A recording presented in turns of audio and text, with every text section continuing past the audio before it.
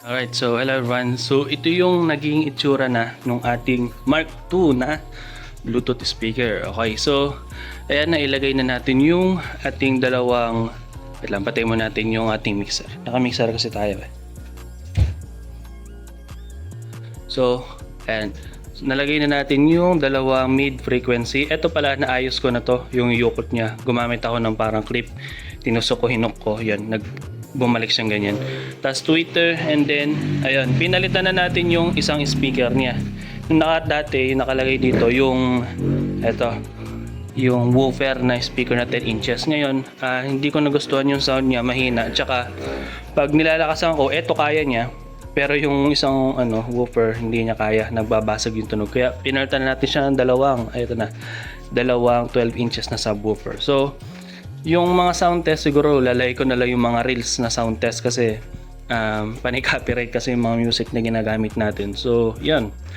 Bale, yan yung itsura niya, and then eto, nilagyan natin siya ng hawakan. Ito, pati sa kabila.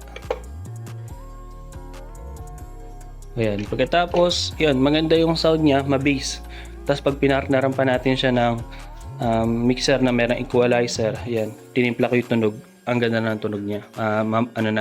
Masakit na sa dibdib. Yan. Tapos, ito yung sa laman niya, laman loob. Ayan. Yung sa may natin, step up, umiilaw. Ayan yung sa may 300 natin, subwoofer. Ito yung main natin na HC21. Ito naman yung sa ating power supply. So ginawa ko, nilagyan natin siya ng switch dito sa likod. Ayan. Medyo pangit pa, di ko pa naayos ng mabuti, pero yan. Okay. Meron tayong switch, patayin na natin siguro. Ito, yung pwesto nito siguro pansamantala. Lalagay ko siguro siya dito susunod. Pero yung butas nito, may purpose din ako dito eh. Diyan ko ilalagay yung mga input, pwedeng XLR, pwedeng PL or 6.5 inches na jack, okay? So, okay lang na meron siyang butas dyan. Tapos, ito, kulayan din natin yan. So, patayin mo natin. Ano ba yung gagawin natin? Bale, meron pa palang kulang to. Marami pa. Lalagyan pa natin siya ng dalawang step down para sa fan tsaka LED lights. Tapos, ito, lalagyan din natin ng diba? Acrylic na salamin para nakikita natin loob. And then, gagawin natin ngayon, magpipintura tayo. Ingay ng motor. So, ngayon gagawin natin, magpipintura tayo. Kulayan natin siya ng kulay black. So, hindi ako magaling sa pagpipintura, no, sa kahoy especially. Bali, first time natin itong gagawin, kulay black gagamitin natin. Then, meron pa tayong dalawang brush dito. Tingnan natin kung anong mas magandang gamitin. Bakit natin siya pipinturahan agad ganyan? Kasi bukas gagamitin na to sa graduation. So, graduation ng mga bata. Ngayon, kailangan namin na malakas sa speaker, sakto-sakto, okay na siguro to. Then, hindi ko nalalagay muna tong taas para meron siyang daanan ng hangin para hindi mag-overheat. Yun, so pipinturahan natin siya ng kulay black. Okay, so, yan. Alisin muna natin to, then pipinturahan natin, tignan natin yung magiging itsura niya. Hindi ko na siguro papakita kung paano yung pagpipintura. O papakita ko na rin. Okay yan, sige. Nasubukan natin siyang pinturahan. Aalisin ko muna to. Then, pinturahan natin siya. Okay? Alright, so hello everyone, this is Michael. And sa pagkakataong ito is pipinturahan na natin yung ating Bluetooth speaker box. Okay?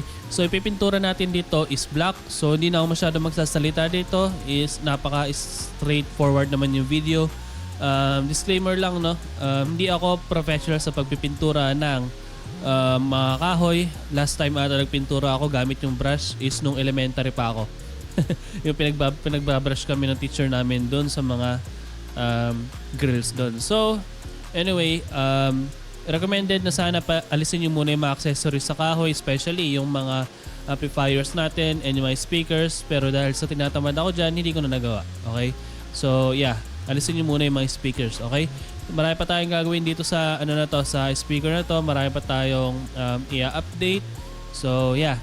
Habang may ginagawa tayo dito sa video na to, please click like, share, and subscribe sa ating channel para sa mga susunod pang videos is ma-update kayo. Alright? So, enjoy sa ating channel, sa ating video.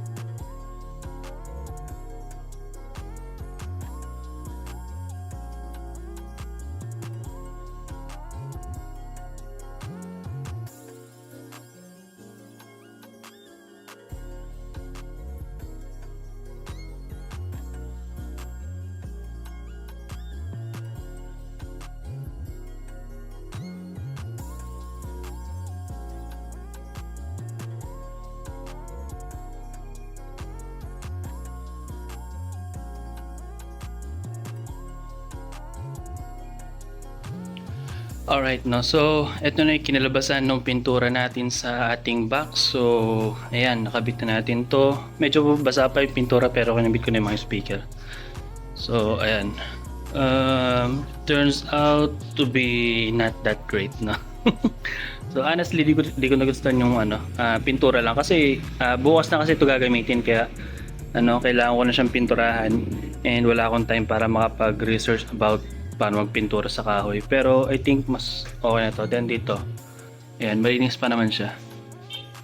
Tapos, kapag malayo, ganito yung itsura niya. So medyo shiny pa yung mga pintura niya kasi dahil siguro sa basa pa. Sana pagka-uwi ko mamayang bukas ganyan, naayos na, mawala na yung pagka-shiny niya. So yun yung muna yung update para sa ating Project Mark II na ating Bluetooth speaker. So yeah, yung sound test siguro bukas na lang. Okay, sige, see you guys on my next video. Ayun, bali katapos na namin nagamit tong speaker natin sa graduation, then okay naman. Yung sa may pintura ay natuyo na, nawala na yung mga kintab-kintab.